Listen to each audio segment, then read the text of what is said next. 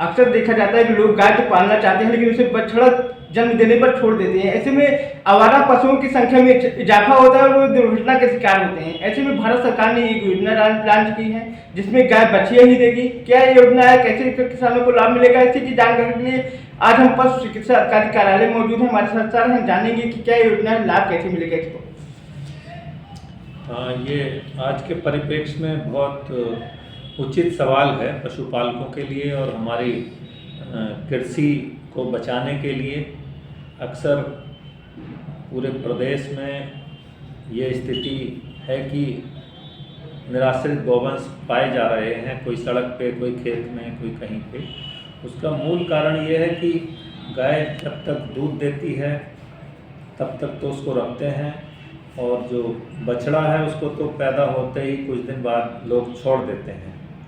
पहले पूर्व में बछड़े से खेती होती थी, बैल काम आते थे। अब जब से आधुनिकीकरण हुआ है, ट्रैक्टर आया है या और यंत्र आए हैं, तब से बैल की उपयोगिता कम होने के कारण उपयोगी नहीं रह रहे हैं, इसलिए उनकी संख्या निराश्रित गौवंश की बढ़ रही है। और उत्तर प्रदेश सरकार ने बहुत सारे गो आश्रय स्थल खोले हुए हैं, लेकिन उनकी भी एक लिमिट है काम करने की, उसमें कर्मचारी लगे रहते हैं। तो हमारी उत्तर प्रदेश सरकार की योजना है सेक्सेड सीमन योजना। उसका अर्थ ये है कि जो गाय में सीमन पहले डाला जाता था उसमें बछड़ा और बछिया दोनों ही उत्पन्न होते हैं। 50-50% चांस रहता है, प्राकृतिक नियम है। लेकिन जो इसके अंदर अब ऐसी टेक्नोलॉजी आ गई है कि ऐसा सीमन सेपरेट कर लिया जाता है नर और मादा का। यदि नर का सीमन चाहिए तो वो अलग सेपरेट कर लेते हैं शुक्राणु उसके, और मादा वाले शुक्राणु जिससे क्रोमोसोम्स सेपरेट हो जाते हैं, फिर हम वो सीमन अगर डालते हैं तो बछिया ही पैदा होती है। इसमें अभी पहले इसकी कीमत 1278 रुपये थी एक बार सीमन डालने की, जो सरकारी शुल्क जमा होता था। लेकिन उत्तर प्रदेश सरकार ने अनुदान करते हुए अब उस सीमन को 300 रुपये का कर दिया है। तो आपके माध्यम से मेरा ये अनुरोध है कि कहाँ पर मिलेगी, हर पशु चिकित्सा अस्पतालों में उपलब्ध है, कहाँ पर मिलेगी? हाँ, हमारे जनपद में हमने सभी पशु चिकित्सालयों पे जितनी भी हमारी संस्थाएं हैं, पशु सेवा केंद्र हैं या जो पैरावेट भी घर घर आके सीमन डालते हैं, उनके पास ये सीमन उपलब्ध है। बस आप पशुपालकों से ये आपके माध्यम से यदि ये बात जा सकती है तो पशुपालक जिसको भी फ़ोन करते हैं उससे ये कह दें कि भाई बछिया वाला सीमन ले आओ, तो वो बछिया वाला ले आएगा। क्योंकि 300 रुपये लगते हैं, इसलिए उसकी एकदम से हिम्मत नहीं पड़ती है कि वो पहले अपने आप लेके चल दे, या वो हिम्मत कर लें कि ये मुझको 300 रुपये जो सरकारी जमा होते हैं ये दे ही देंगे, तो वो उसी को डालेगा। लेकिन अगर उसने डाल दिया और उसने 300 रुपये ना दिए तो फिर वो एक विचित्र स्थिति पैदा हो जाएगी। और कौन सी योजनाएं सब पशुपालकों के लिए चलाई जा रही है? और देखिए, माननीय प्रधानमंत्री जी ने इस वर्ष बहुत जोर दिया है पशुपालक क्रेडिट कार्ड का। जो पशुपालक न्यूनतम 2 दुधारू गाय या भैंस या 10 बकरी या 10 सूअर या 1000 मुर्गी पालते हैं तो उनको 1,60,000 तक बिना कोई भूमि बंधक बनाए हुए अपनी सर्विस एरिया की बैंक द्वारा क्रेडिट कार्ड बनाया जा रहा है। हमारे यहाँ करीब 3000 कार्ड बन चुके हैं और भी बनने हैं। बैंक में हमारे पशु चिकित्सा अधिकारी फार्म भरवा के देते हैं। जो पशुपालक भी क्रेडिट चाहता है, 7% की इसकी ब्याज प्रतिशत है। यदि वो 1 वर्ष में पैसा जमा कर देता है बैंक में तो 3% की छूट हो जाती है। अतः केवल 4% ब्याज ही लगता है। अक्सर सब देखा जाता है कि लोग पालना तो चाहते हैं, सरकारी योजनाओं का लाभ भी लेना चाहते हैं, लेकिन उनको बैंकों से लोन नहीं मिल पाता, बैंक आनाकानी करते हैं। क्या कहेंगे इस पर? इसमें हमारे जिलाधिकारी महोदय बहुत ही अच्छे हैं। कई मीटिंग के दौरान जो बैंकर्स की बैठक होती हैं, ऐसी परेशानियां सुनने में आती रहती हैं, मेरे सामने भी आई हैं। तो डीएम साहब ने ये कहा है कि हम ज़्यादा बैंक का कुछ नहीं कर सकते, अगर वो नहीं सुनते हैं तो उनकी एफआईआर करा दीजिए। एफआईआर अगर करा दी जाएगी और इसका असर भी हुआ है कि अब कोई बैंक मना नहीं कर रहा है, क्योंकि एफआईआर से हर एक डरता है।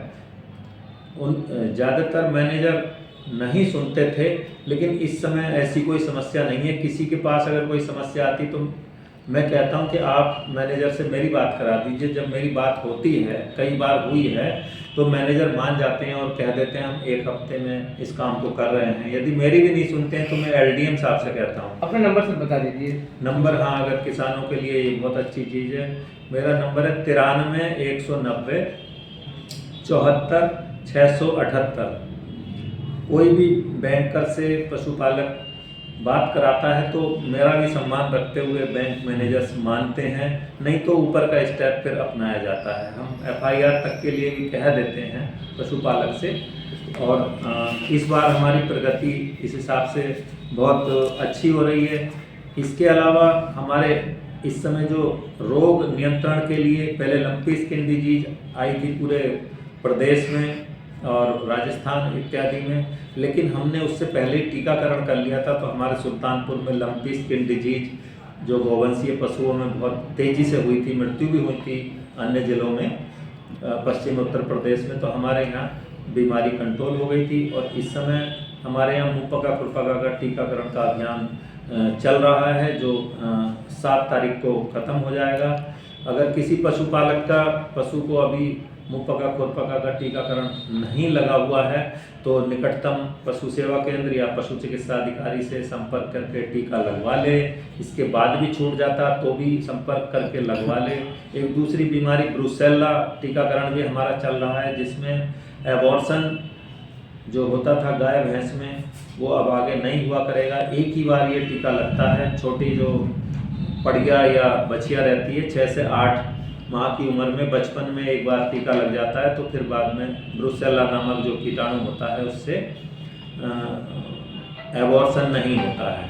और गला घोटू टीकाकरण भी हमारे यहाँ चलता है, वो लग चुका है बरसात में, और कुछ जाड़ों में भी लगता है। कुछ रिजर्व में भी वैक्सीन हमारे पास रखी हुई है। गला घोटू का टीकाकरण भी रिजर्व के लिए रखा हुआ है, वो कभी भी लगवाया जा सकता है। दूसरी एक हमारी योजना चल रही है निःशुल्क पेट के कीड़ों की दवाई योजना। तो हमारे प्रत्येक पशु चिकित्सालय पे निःशुल्क पेट के कीड़ों की दवाई उपलब्ध है। अपने पशुओं को पशुपालक वो लेके दे सकते हैं। एक अभी नेशनल लाइव स्टॉक मिशन के अंतर्गत योजना आई है मुर्गी पालन की, उसमें 50 लाख का प्रोजेक्ट है, 25 लाख की हमारा विभाग सब्सिडी दे रहा है। भेड़ पालन या बकरी पालन की योजना आई है, जिसमें 1 करोड़ की योजना है, जिसमें 50 लाख हम सब्सिडी हमारा विभाग देगा। और अगर कोई 100 बकरी पालना चाहता है तो वो 20 लाख का प्रोजेक्ट है, जिसमें 10 लाख सब्सिडी रहेगी, 5 लाख बैंक का ऋण रहेगा और 5 लाख लाभार्थी स्वयं लगाएगा। सुअर पालन की भी योजना है इसी प्रकार से, 60 लाख की योजना है तो 30 लाख सब्सिडी रहेगी। चारा बनाने की भी योजना है 1 करोड़ की है, जिसमें 50 लाख हमारा विभाग देगा। इसी प्रकार से जो मुर्गी पालन की कुक्कुट विकास नीति 2013 थी, उसी की तर्ज पे पुनः शुरू कर दी गई है योजना 2022। मुर्गी जो अंडे देती हैं, करीब 9000 अंडे होते हैं, तो एक दैनिक इनकम उस मुर्गी पालक की करीब 8000 रुपये प्रति दिन रहती है, इसमें करीब 3 लाख प्रति माह आमदनी हो जाती है। इसी प्रकार से वो 30,000 मुर्गी भी रख सकता है, 60,000 मुर्गी भी रख सकता है। ब्रॉयलर पैदा करने की भी योजनाएं हैं। अधिक जो योजनाएं हैं उनकी जानकारी के लिए हम उपलब्ध हैं हमेशा के लिए। और ब्रीड मल्टीप्लिकेशन फार्म योजना एक अभी लेटेस्ट आई है पिछले हफ्ते से, जिसमें उसको 200 की डेयरी रखनी है, जिसमें बछिया या पड़िया उत्पादन करना है और उनकी बिक्री करना है। अधिक जानकारी के लिए हमारी वेबसाइट भी है नेशनल लाइव स्टॉक मिशन। जैसे ही आप डालेंगे तो उस पर पूरा 70-72 पेज का प्रिंट निकल जाता है, ऑनलाइन उसमें आवेदन करना होता है। तो कुक्कुट विकास नीति 2022 जो है उसमें सीधे फॉर्म है, वो हमारे कार्यालय में जमा करना है।